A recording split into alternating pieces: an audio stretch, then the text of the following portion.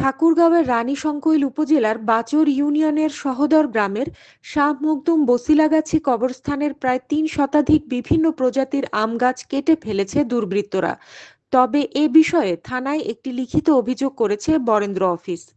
স্থানীয়রা জানায়, আমাদের এই কবরস্থানে সোমবার সকালে কে বা কারা আম গাছগুলো কেটে ফেলেছে।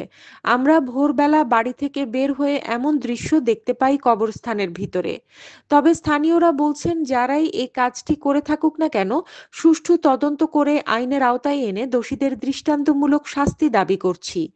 জানা যায়, বরেন্দ্র বহুমুখী উন্নয়ন কর্তৃপক্ষ রানীশংকৈল ঠাকুরগাঁও জিডিজেআইপি প্রকল্পের আওতায় ইয়া কর্পোরেশন চাঁপাইনবাবগঞ্জ নামে একটি ঠিকাদার প্রতিষ্ঠান 2021-22 সালের অর্থ বছরে সহদর কবরস্থানের জমিতে 7.5 একর জায়গায় বৃক্ষরোপণ করে।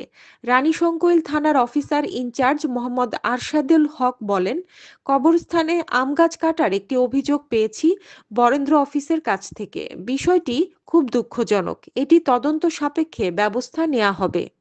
পুরাতন একটা কবরস্থান, এখানে আমাদের অনেকেরই বাপ মা আসলে আছে। আমাদেরকে এখানে আসতে হবে, কিন্তু এই গাছগুলো যারা কাটছে তাদের আসলে বিষয়টা অন্যায় হয়েছে। আমরা চাই যে এলাকার মানুষ সঠিক তদন্ত করে যারা গাছগুলো কাটছে তাদের উপযুক্ত শাস্তি হোক, এটা আমি চাই। আমার এই গোরস্থানে প্রায় 6.5 লক্ষ টাকার মতো খরচ। আমি এদের দৃষ্টি শাস্তিমূলক চাচ্ছি। আমাদের এই গোরস্থানের গাছগুলা অনুমানিক প্রায় 6.5 লক্ষ টাকার মতো খরচ। তাদের আমি উপযুক্ত শাস্তি চাই এবং ক্ষতিপূরণ। নাফসল জায়গা তুকমত, আমরা প্রত্যেকটি মানুষ মরণশীল, আমরা সবাই মৃত্যুবরণ করব।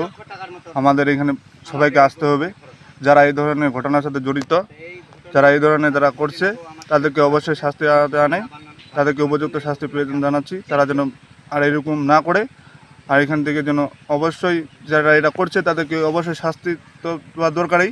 যারা যেন এই ধরনের কোনো ধরনের দুর্ঘটনা যেন না ঘটাইতে পারে আমাদের এই কবরস্থানে, কারণ যে এখানে আমরা প্রত্যেকটি মানুষ মরণশীল, এখানে আমরা যুগ বছর বছর থাকবো। যারা এটা করছে তাদের অবশ্যই দৃষ্টিমূলক শাস্তি প্রয়োজন। হানিন ইসলাম, সিএন বাংলা নিউজ ডেস্ক।